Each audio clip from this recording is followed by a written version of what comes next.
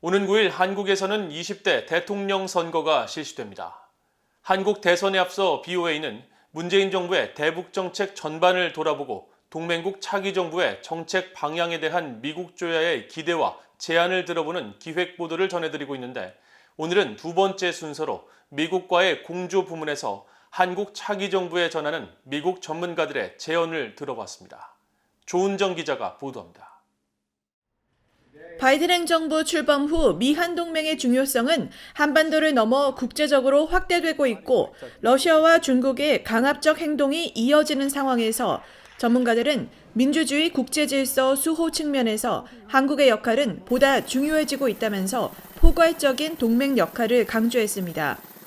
특히 에반스 리비어 전 국무부 동아태 담당 수석 부차관보는 러시아의 우크라이나 침공과 관련한 한국 정부의 태도를 지적했습니다.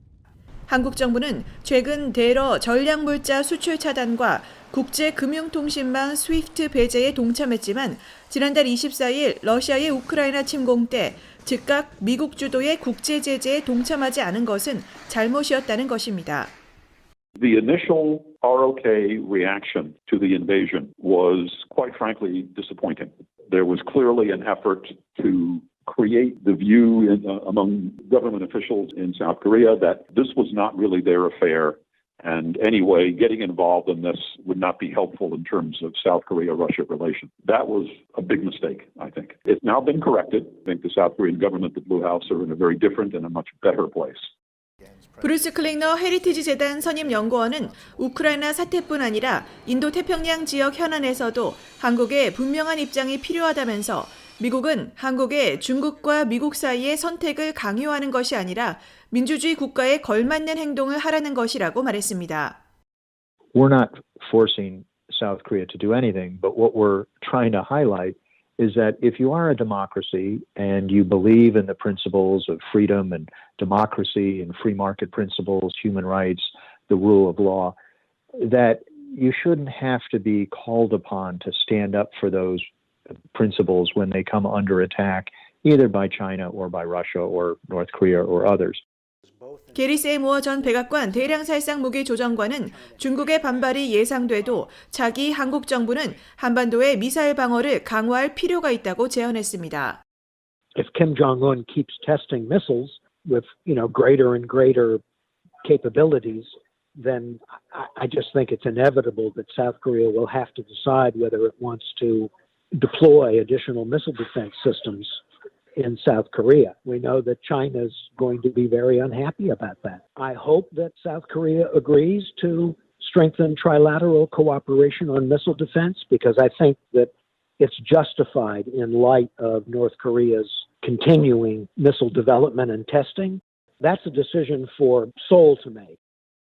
전문가들은 문재인 정부가 대북 정책에서 미국 정부와 엇박자를 내왔다고 지적하면서 차기 한국 정부는 미국의 우선순위가 북한 비핵화라는 점을 존중하고 미국과의 공조에 더 집중해야 한다고 제언하고 있습니다.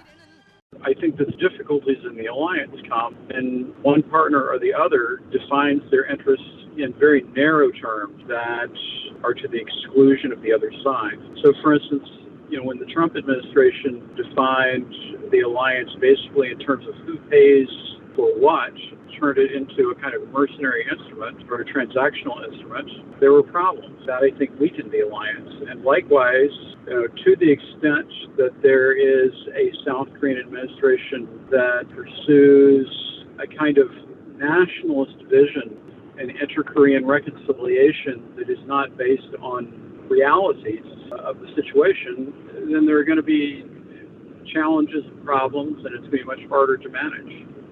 브루킹스 연구소의 마이클 오헨런 선임 연구원은 한국이 미국과 공동으로 북한의 핵과 미사일 위협에 대응할 진지하고 폭넓은 정책을 만들어야 한다면서 북한의 핵 생산 능력 해체와 대륙간 탄도미사일 ICBM 실험 금지에 상응하는 UN 대북 제재 해제를 추진할 것을 제안했습니다. That I think we should be trying to pursue, in which we go for a verifiable dismantlement of North Korean nuclear production capability and a permanent ban on nuclear and ICBM testing in exchange for partial lifting of sanctions. And the partial sanctions should include most of the UN sanctions that have been imposed since 2017. 반면 백악관 국가안보회의 북한 담당 국장을 지낸 앤서니 루지에로 민주주의 수호재단 선임 연구원은 차기 한국 정부가 북한에 대해 섣불리 제재 해제를 추진해서는 안 된다고 지적했습니다. We've seen the danger before with regard to North Korea, which is that North Korea, front loads their negotiations and they receive the benefits. They don't carry through in their commitments.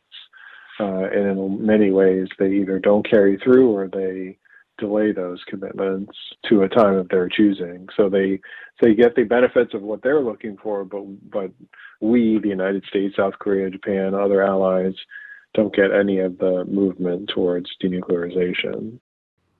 루지에로 선임 연구원은 그러면서 한국 문재인 정부 관리들이 거듭 언급하는 개성공단 운영과 금강산 관광 재개 역시 UN 제재 위반이라면서 차기 한국 정부는 북한의 금지된 프로그램에 쓸 수 있는 경화, 달러를 조달하는 것이 아닌 다른 접근법을 취해야 할 것이라고 강조했습니다. VOA 뉴스 조은정입니다.